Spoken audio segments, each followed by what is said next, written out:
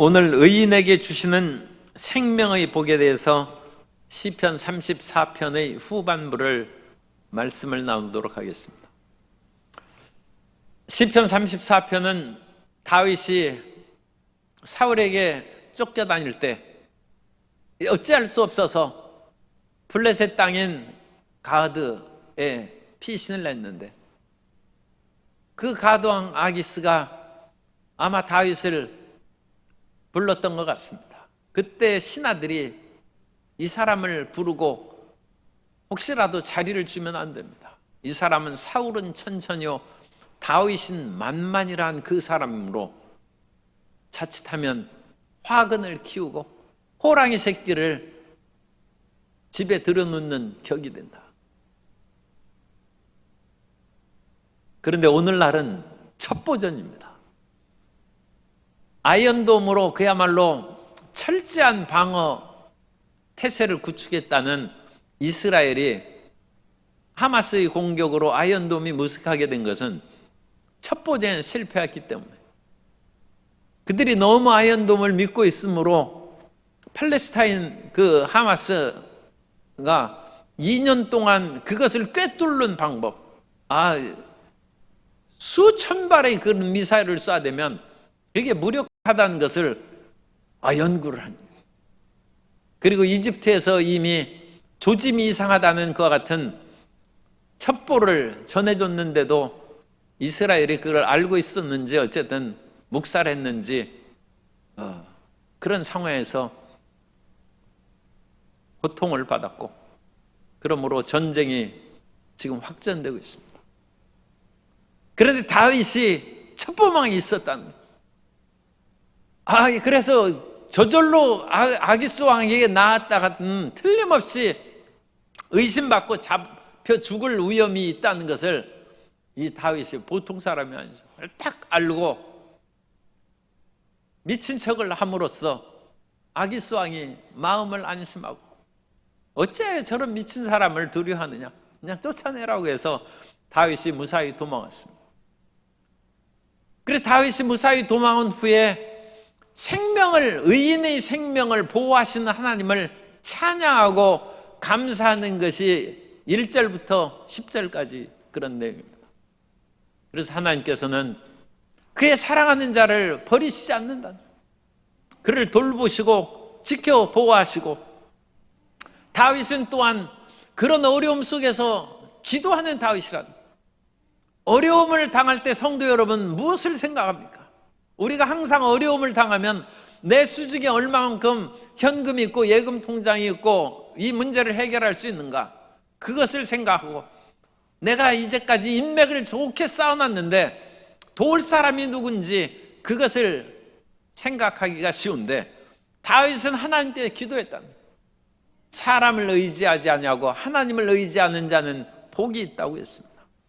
다윗은 기도하는 사람이고 다른 모든 것보다 하나님을 더 의지했기 때문에 하나님께서는 다윗의 기도를 응답해 주셨습니다. 그것이 하나님을 경외하는 거예요. 하나님은 하나님을 경외한 자의 기도를 들어주시지, 하나님 안 들어주시면 내 나름대로 내가 방법이 있지요, 내가 내 나름대로 해결할 길이 있다 하는 사람에게 하나님이 쉽게 응답해 주시겠습니까? 우리는 하나님을 첫째로 응답, 해결의 열쇠로 우리가 믿고 그 길로 먼저 전진해 나아가야 될 줄로 믿습니다. 그래서 하나님을 경외함으로 하나님께서 복을 주시고 은혜를 주시기 때문에 다윗은 결코 악인에게 휘둘리지 아니하고, 또 젊은 사자는 굶주릴지라도 하나님을 경외하는 자는 결코 굶주리지 않는다는 것을, 지금 도망 다니면서 굶는 것이 얼마나 참 밥 먹는 것보다 굶는 것이 많을 수도 있죠. 그래서 아기스에게 도망가기 전에도 아히멜렉 제사장한테 가서 거기에서 떡을 얻어먹는 거예요. 그리고 칼도 받고, 사람이 고생하고 피난 다닐 때는 정말 밥 먹고 살기가 쉽지 않죠. 요즘에는 그런 일이 뭐 없겠습니다만, 예전에는 학생 운동하고 그럴 때 학생들이 막 도망 다녔어요.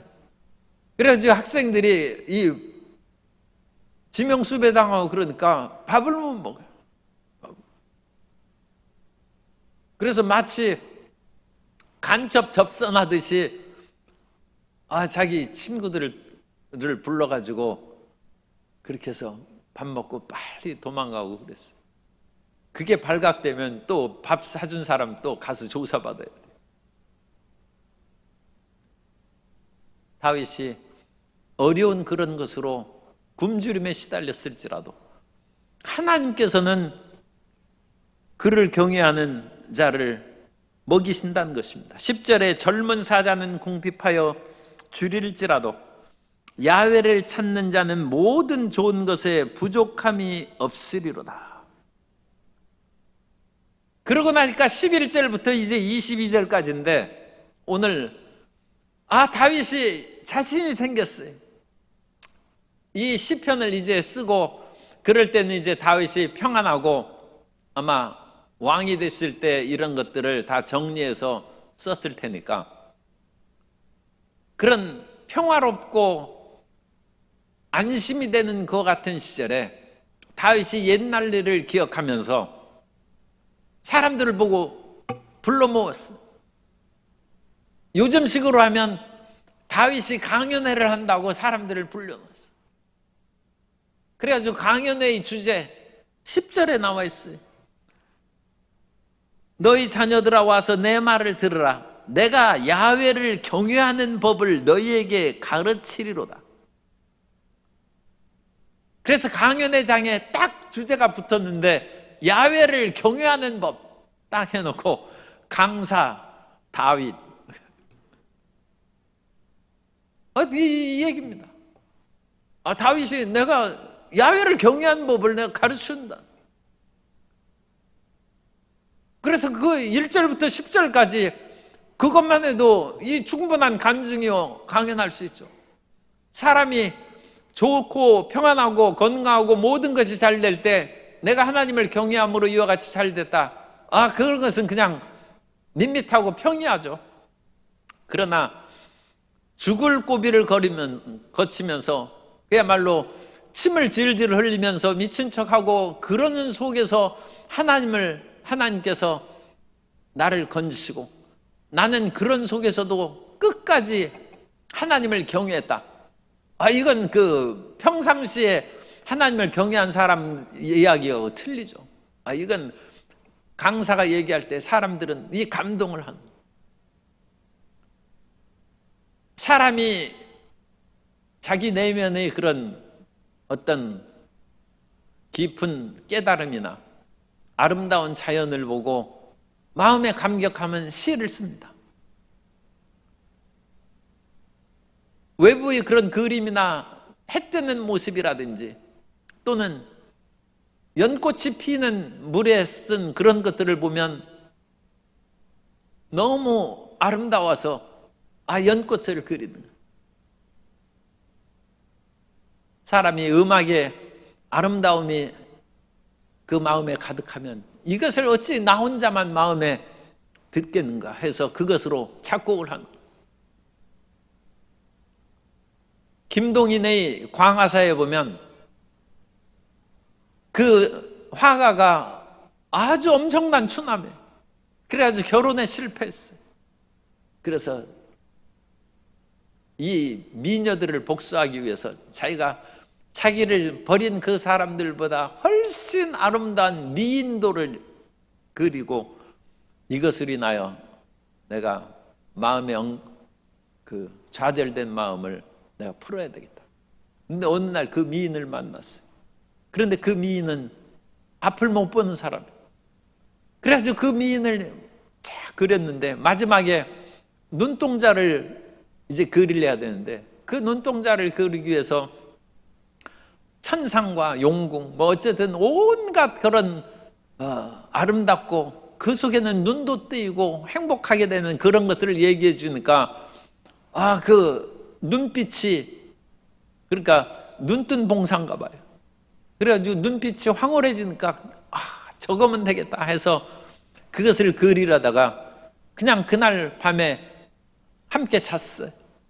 그리고 나서 다음날 그리려고 보니까 이것은 남편을 사랑을 간구하는 눈빛으로 바뀌었어요. 영원한 세계를 갈구하는 눈빛이 아니에요. 그래가지고 목을 잡고 흔들면서 어제의 그 눈빛을 마음속에 그려보고 그 눈빛을 알았나. 그러나 이미 때가 지나갔는데 그 눈빛이 나오겠어요. 그래가지고 목을 잡고 흔들다가 그 앞을 못 보는 여인이 쓰러지면서 그 화가의 먹물을 탁 엎지르면서 먹물이 튀어서 참 기가 막히게 그 여인의 눈동자에 딱 떨어졌어요. 그래서 그 미인의 눈동자가 원망하는 빛으로 쫙 보는, 기가 막히게 아름다운데 그 눈빛은 원망하는 빛이. 그래서 그 광화사가 그 그림을 끌어안고 그 아름다운 모습을 원망하는 빛으로 그와 같이 마지막에 활용점정이라고 그러죠. 마지막 그와 같은 일을 했으니 그 마음에 천추의 한을 품고 어쨌든 그림을 끌어안고 죽었다는 얘기예요. 그런데 그 화가는 자기가 하고 싶은 그것이 그거예요. 그림 한 점에. 여기에서 이제 우리 과제예요. 성도 여러분은 이 인생에 꼭 내가 해야 될 그 한 가지가 있다면 성도님 무엇이 있습니까? 뭐 시를 남길 것이 있습니까? 그림을 남길 것이 있습니까? 어떤 음악의 곡을 남길 것이 있습니까? 우리가 남길 것은 신앙 간증인 줄로 믿습니다.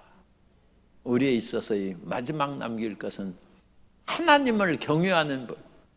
그래서 이 다윗이 문무백관하고 사람들, 여기에서 너희 자녀들이라고 하는 것은 바님이라는 단어를 쓰는데 히브리어로 바님이라는 것은 벤의 복수형이에요.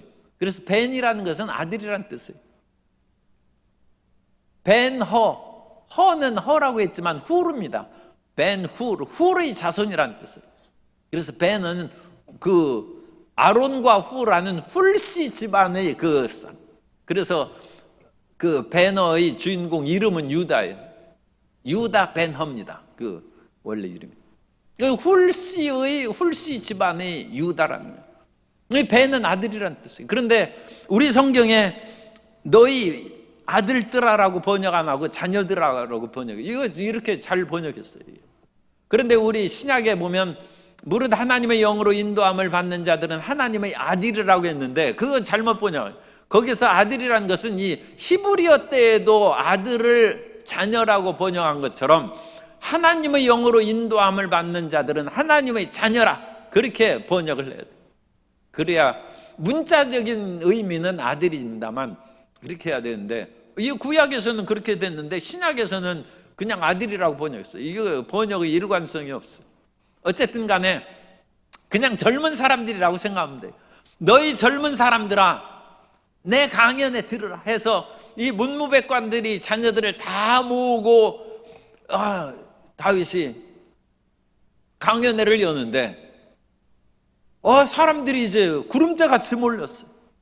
그러니까 그 문무백관들이 그런 그 자녀들은 어떻게 하면 출세의 비결을 배우는지, 어떻게 하면 전쟁의 영웅으로 전쟁에서 승리하는지, 이 다윗의 특기가 전쟁 영웅 아닙니까?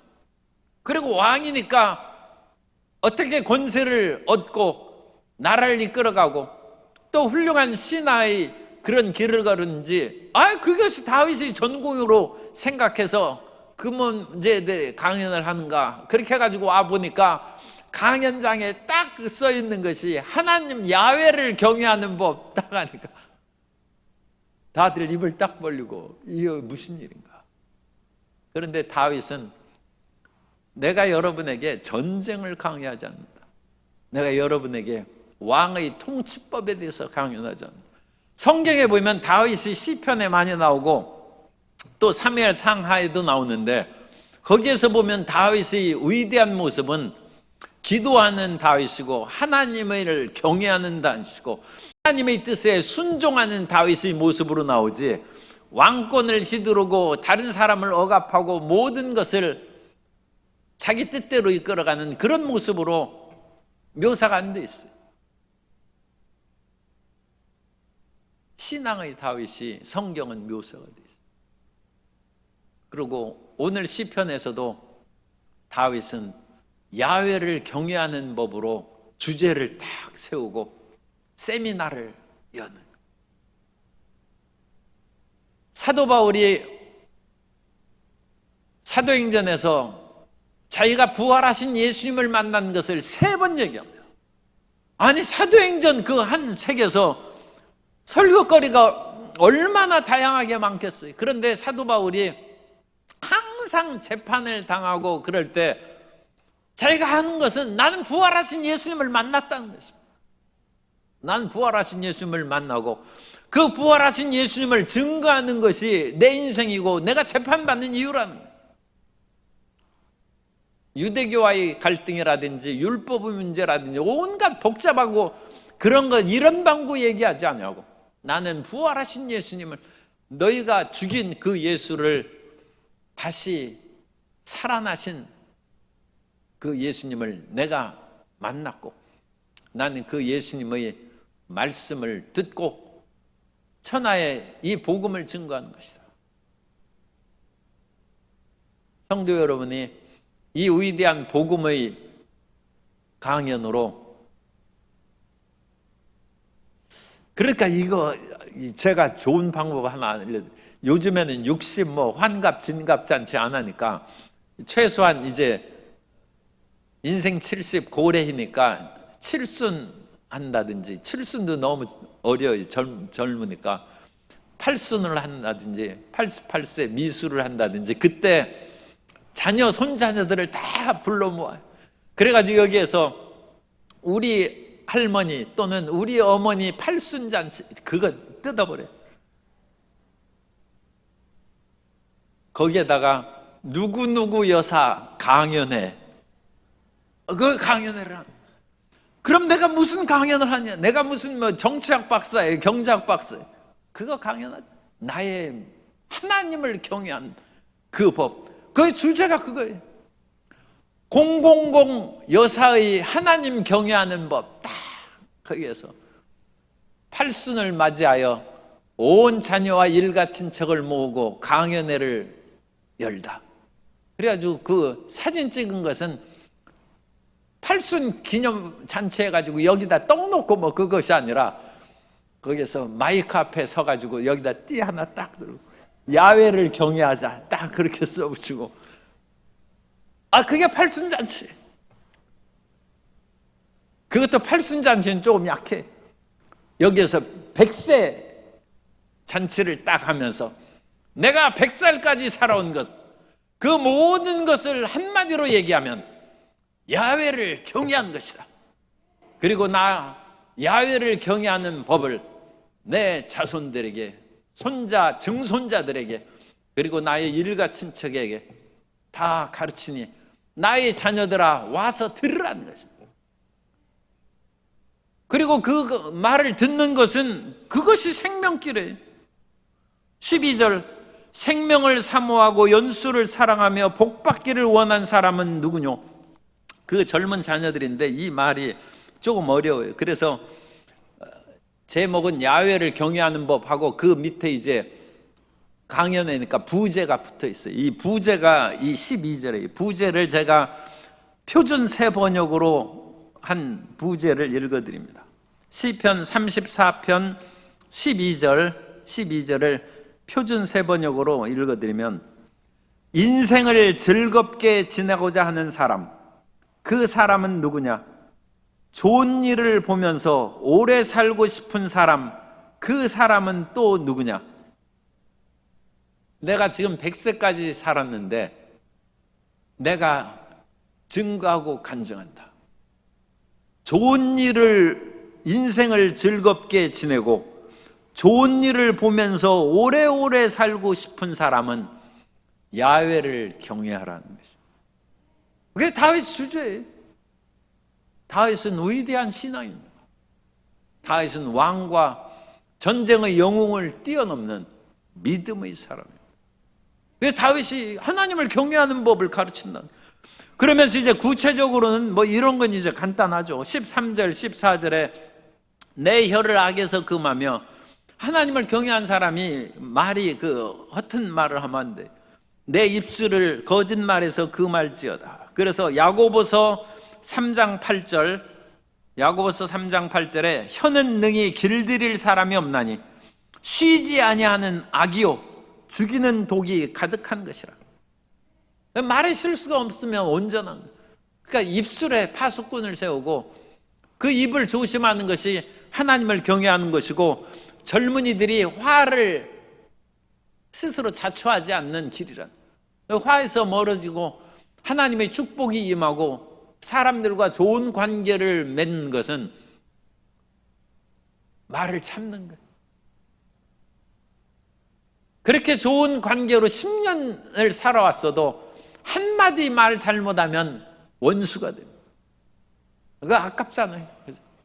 그 사람이 잘못한 것이 많이 있긴 하지만 그래도 그 싸우는 것을 말 한마디로 그걸 다 무너뜨리는 것은 너무 안타깝죠.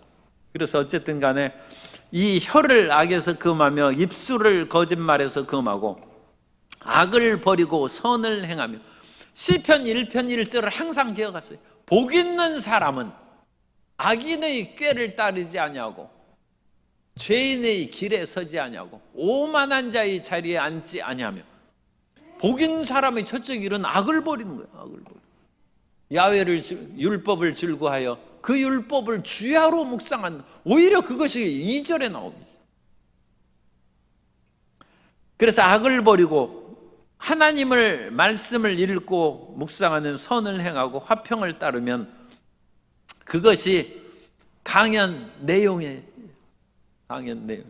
다윗이 이것으로 강연을 하면서 그 다음에 이제 보장을 해줍니다. 우리가 왜 그러면 선을 행하며 살아야 되느냐. 15절에 보면 야훼의 눈은 의인을 향하시고 그의 귀는 그들의 부르짖음에 기울이신도다. 하나님이 우리를 의인을 보신다. 그리고 하나님께서 그 의인의 간절한 기도를 귀를 기울여 들으신다. 그러니까 악인의 기도는 하나님이 안 들으시는 거예요. 이게 반대로 하면 하나님은 악인은 쳐다도 안 봐요. 우리는 이 세상에서 명품백 들고 가면 쳐다보는데 하나님은 그거 안 봐요. 아니, 명품백 들어도 또 의인이 있으니까 또 하나님이 보시기도 하겠어요. 또 이렇게 말을 실수할 수가 있어요. 어쨌든 악인은 안 봐. 하나님 의인을 보신다. 의인을. 그리고 악인은 진노의 얼굴을, 16절에 악인 야훼의 얼굴은 이건 진노의 얼굴입니다. 하나님의 평화의 얼굴로 우리를 비추시는 것은 태양의 빛이 비추는 것 같고, 여기에서의 얼굴은 진노의 그런 얼굴입니다. 진노의 얼굴은 악을 행하는 자를 향하사 그들의 좌치를 땅에서 끊으려 하신도다. 그래서 선인과 악인이 분명하게 차이가 나는 것인데, 우리가 이 세상을 좋게 살고 즐겁게 살고 오래 살고 싶으면 하나님 앞에 잘 보여야죠. 그러면 우리가 입술을 금하고 올바르게 그와 같이 행해야 하나님을 경외하는 길로 들어서야 우리가 행복하다. 악인의 길로 서면 패망한다. 패망. 어떤 사람이 천국과 지옥을 가보는 그와 같은 놀라운 그런 경험을 했어요. 그런데 이 천국 이야기는 워낙 다양하기 때문에 뭐 그러려니 하고 들어야 돼요. 가보니까 지옥하고 천국하고 음식 잔치상이 똑같더라는 거예요. 아니, 지옥이 왜 이와 같이 산의 진미가 가득하고 온갖 맛있는 음식이 다 이렇게 있고 천국에 있어야 될 음식들이 다 있다는 거예요. 그런데 지옥에 있는 사람들은 그걸 하나도 못 먹는다는 거예요. 왜 못 먹느냐? 음식 먹는 방법이 있어요. 그 방법은 긴 젓가락으로 이것을 잡아 먹어야 되는데, 집어서 이제 먹어야 되는데, 이 젓가락이 너무 길기 때문에 이걸 집어가지고 입에 조그마해 들어가죠. 그 끝에 이렇게 하니까 이거 입에 들어올 수가 없다. 그래가지고 지옥에서 산의 진미가 있는데도 지옥의 사람들이 뼈만 앙상하고 피골이 상접해가지고 죽을 지경이 됐어. 그래가지고 그 산의 진미의 맛있는 음식을 자기가 손으로 집어먹고 그러면 그거 불타버리는 거예요.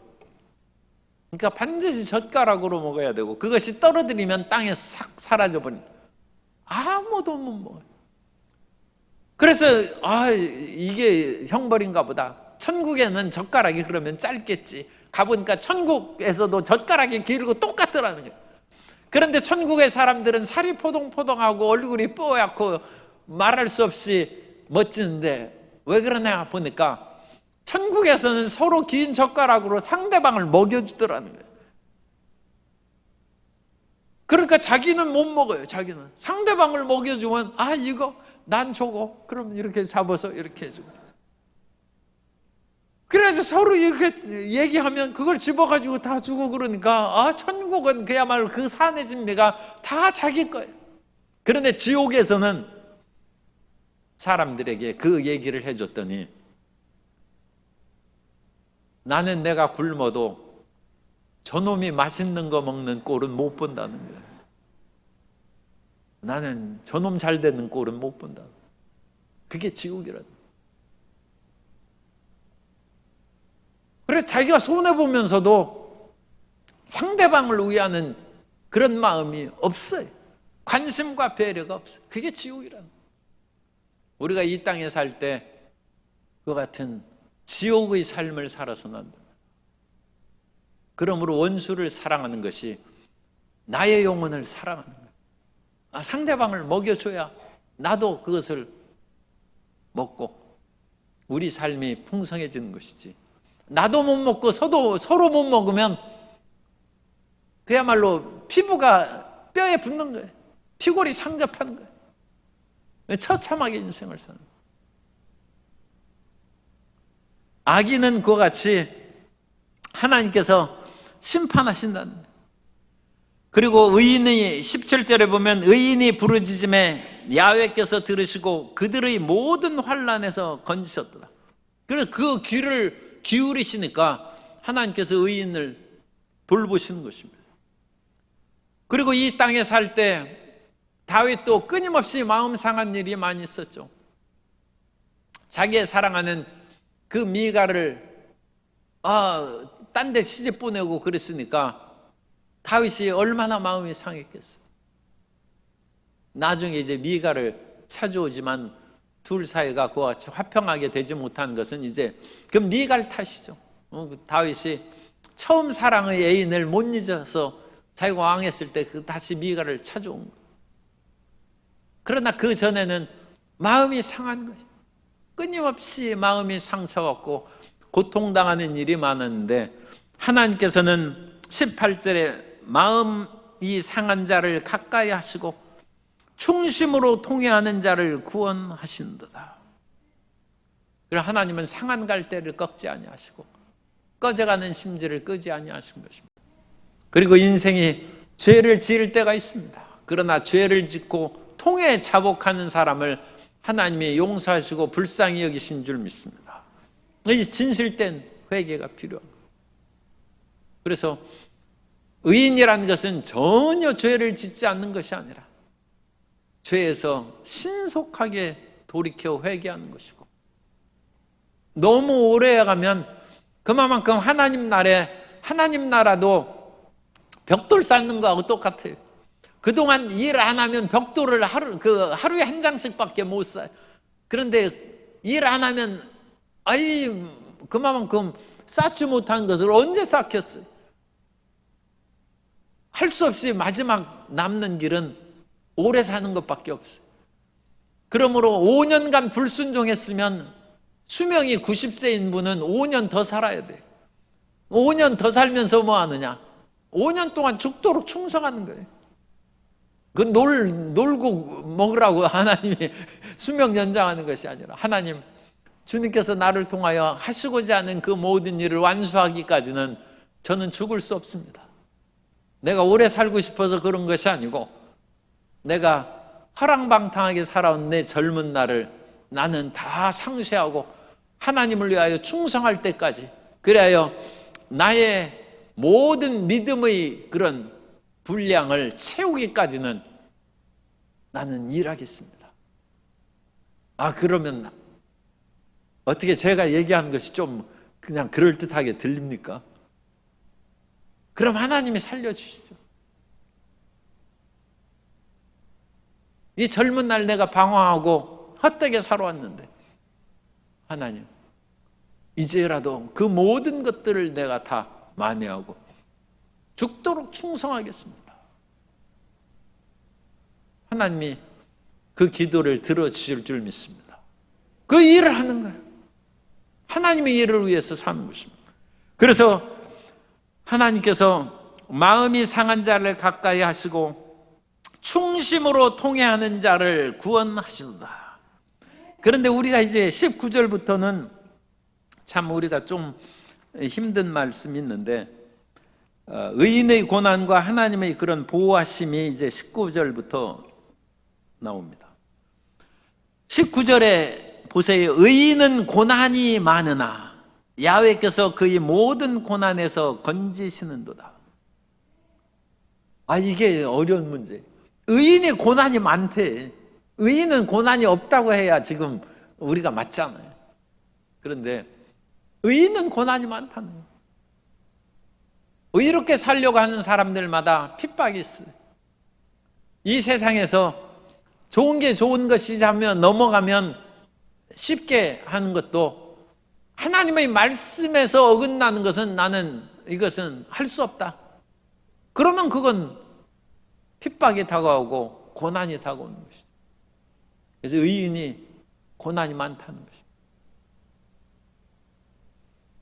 하나님의 말씀을 진실되이 지키고 살아가는 데는 여러 가지 어려운 일과 방해가 따르기 마련입니다.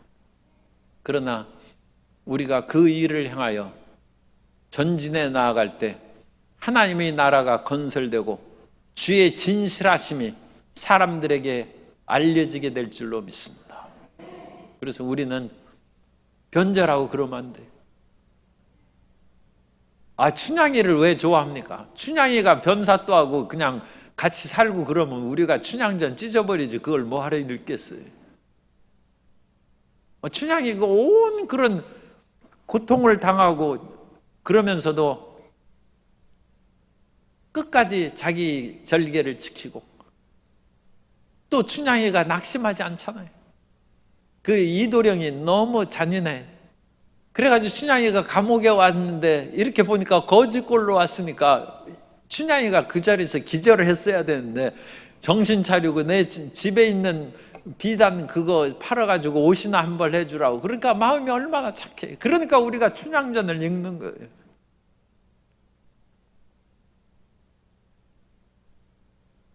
사람이 끝까지 그와 같은 선한 마음을 갖고 어려움 속에서도 믿음의 절개를 지키고 변절하지 않는, 그러면 하나님이 기억해 주십니다. 그리고 예수님께서 이 고난을 많이 받으셔서 우리가 구원받았다고 하죠. 우리가 예수님의 그런 순환주간에 상상하는 얘기가 뭐예요?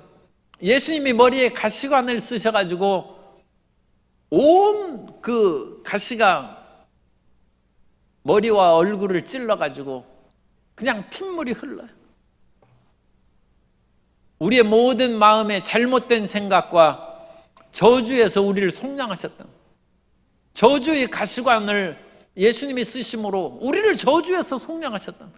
예수님이 가시관 쓰시는 그런 고난을 안 하시면 우리가 저주의 생각과 그 삶에서 어떻게 대속을 받고 은혜를 받겠습니까? 예수님이 온 등에 살점이 남아나지 아니하고 갈기갈기 찢어졌어요. 그야말로 쇠 갈고리가 달린 채찍으로 39대를 맞음에 온몸이 찢어졌어요. 저가 채찍에 맞음으로 너희가 나음을 받았다. 예수님의 고난을 받음으로 우리가 치료를 받는 것입니다. 사람이 심장이 터진다고 그러죠. 얼마나 우리가 고통하고 답답한 일이 있는데 예수님이 정말 심장이 터져서 물과 피를 다 쏟으셨어요. 그래서 우리는 심장이 터진 일에도 다시 살아날 수 있어요. 잘못된 손과 발의 그 모든 행동을 예수님께서 대못이 박히심으로 우리를 올바른 길로 인도하신 줄 믿습니다. 그래서 우리를 예수님이 고난받은 것이 많으니까 주님이 속량하신 거예요. 여우도 굴이 있고 공중의 새도 집이 있지만 예수님은 몸둘 곳이 없다고 했어요. 그것을 성경은 뭐라고 말씀합니까? 저가 부유하신 자로 돼 가난하게 된 것은 그의 가난하게 됐음으로 말미암아 너희를 부욕해 되려 하심이라. 우리의 가난과 저주를 대속하셨어요. 예수님의 가난하게 된 것으로 우리는 부유하게 됐다는 것입니다. 예수님의 고난을 받고 어려움을 많이 당하면 당할수록 그 모든 것이 우리에게 생명으로 은혜로 다가오게 된 줄로 믿습니다. 의인은 고난이 많으나 그것을 하나님께서 건지실 뿐만 아니라 그 의인의 고난을 통하여 우리를 살게 하시는 것입니다. 조금 마음 아픈 얘기를 제가 할까요? 부모님이 고생을 많이 하면 자식이 편하고 부모님이 학교 다닐 때 그냥 맨날 그냥 놀러 다니고 직장 마음에 안 나면 때려치고 그러면 아내도 고생하고 자식은 신문팔이하고 우유 팔러 다니고 그러는 거예요. 그런데 그 부모가 눈물을 흘리면서 지게지고 그야말로 땀을 흘려서 일하면 자식은 대학 보내는 거예요. 그게 사실 아닙니까? 누군가 고난을 받지 않으면 어찌 집안이 일어서겠습니까? 예수님의 대속의 은혜로 의인의 고난을 통하여 믿는 우리가 구원받고 살아가게 된 줄로 믿습니다. 그러므로 성도 여러분이 고난을 많이 받는 것은 헛된 일이 아니에요. 이 세상에 헛된 일이 어디 있어요? 그 고난을 통하여 눈물로 심은 그 모든 것들은 자녀들에게 그리고 이 사회에 교회에 반드시 열매를 거두게 될 줄로 믿습니다. 그래서 담임 목사 입장에서 말씀드리면 교회를 위하여 눈물을 흘리고 땀 흘리는 사람이 있어야 교회가 살죠. 그죠? 가정에서도 그런 사람이 있어야 가정이 일어나는 것처럼 그 고난과 인내를 통하여 열매를 맺는다. 나라를 위하여 이순신 장군이 죽으니까 나라가 사는 것이죠. 이완용처럼 등 따스고 배부르게 나라 팔아먹으면 나라가 망하는 것이고. 그래서 의인은 고난이 많아요. 그러니까 이거 이상하게 생각할 거 없어요. 의인이 고난이 많아도 그거 없어지는 것이 아닙니다. 의인의 고난이 많으나 그것으로 인하여 많은 사람을 윤택하게 한다는 것입니다. 그러나 이 의인이 고난당해도 망하지 아니하고 뼈가 꺾이지 않는다는 것입니다. 아주 치명적인 것에 있어서는 하나님이 도우시고 보호해 주신다는 것입니다. 그의 모든 뼈를 보호하시며 예수님께서도 십자가에 달으셨을 때 다른 사람은 다리 정갱이를 망치로 두드려서 부숴버립니다. 왜냐하면 혹시라도 안 죽고 깨어난 사람이 있으면 그거 못 도망가고 그래가지고 납골당해서 그건 실질적으로 납골당에 뼈들을 물었는데 뼈가 부서진 그런 뼈들이 발견되는 거예요. 진짜 부숴버렸어요. 이 정강이 뼈를. 그런데 예수님은 뼈를 꺾지 않았다는 거예요. 하나님이 보호하신다는 거예요. 우리가 악인을 미워하긴 하지만 우리가 선인이 악을 죽이는 것이 아니라 악이 21절입니다. 악이 악인을 죽일 것이라 의인을 미워하는 자는 벌을 받으리로다. 악이 악인을 죽이는 거예요. 그래서 우리가 악인을 죽일 때 자칫 우리가 악으로 변할 수가 있어요. 그러니까 원수 갚는 것이 내게 있으니 내게 맡기라 하는 것처럼 우리는 이 악을 처벌하는 것을 상당히 조심해야 돼요. 우리의 분노로 악인을 제거하면 그 악으로 인하여 내가 또 그 손상을 입고 큰 죄를 지을 수 있어요. 물론 뭐 재판에서 합법적으로 악을 제재하는 그건 당연한 권세를 받은 것이니까 뭐 그건 문제가 안 되죠. 그러니까 이 사적으로 악을 제거하는 그런 일들은 우리가 피해야 됩니다. 그래서 21절까지 이 히브리어의 알파벳이 여기서 끝나요. 히브리어 알파벳이 22자입니다. 그래서 이 1절은 히브리어 첫 글자가 A, 우리나라 기억에 해당하는 것이 알레프입니다. 그래서 이 1절은 알레프로 시작하는 거예요. 2절은 베트, 기억, 니은, 디귿 이런 식으로 쭉 시작해서 22자가 되면 지금 22절이죠. 그래서 이것은 그 아크로스틱 쌈이라고 해서 이 알파벳 시 또는 답관체의 시라고 합니다. 그런데 이 형식이 약간 틀어졌어요. 왜냐하면 5절과 6절이 한 단어로 돼서 한 단어가 빠졌어요. 한 알파벳이 빠지고 21절에서 마지막 우리는 기억니은에서 끝절이 히읗이죠. 기억니은 히읗이 이 히읗에 해당하는 타오가 21절로 끝나요. 그러면 왜 21절 여기까지 일부러 한 단어를 빼면서까지 21절로 끊었느냐? 그리고 나서 22절을 썼다는 것은 1절부터 21절까지 그 상황을 쭉 얘기하고 22절이 결론이라는 뜻이에요. 알파벳이 23자가 안 되기 때문에 한 절을 빼고 이 22자로 만들기 위해서 21절까지 만들고 결론이 22절이에요. 22절을 있는 분은 다 같이 읽도록 하겠습니다. 야훼께서 그의 종들의 영혼을 속량하시나니 그에게 피하는 자는 다 벌을 받지 아니하리로다. 이것을 제가 우리말 성경 번역으로 읽어드립니다. 우리말 성경으로 시편 34편 22절 여호와께서 그 종들의 영혼을 구원하시니 그분께 피하는 사람은 아무도 버림받지 않을 것입니다. 이 결론이에요. 하나님은 의인이 고난이 많으나 하나님께 피하는 그 영혼을 구원하시고 한 사람도 버림받지 않는다. 따라서세요. 하나님은 내 영혼을 구원하십니다. 나는 결코 버림받지 않습니다. 이것이 다윗의 간증입니다. 다윗이 그 혹독한 시련 가운데 살아남았어요. 그리고 왕이 됐습니다. 우리도 하나님께서 세워주시고 왕 같은 제사장으로 면류관을 씌워주실 줄 믿습니다.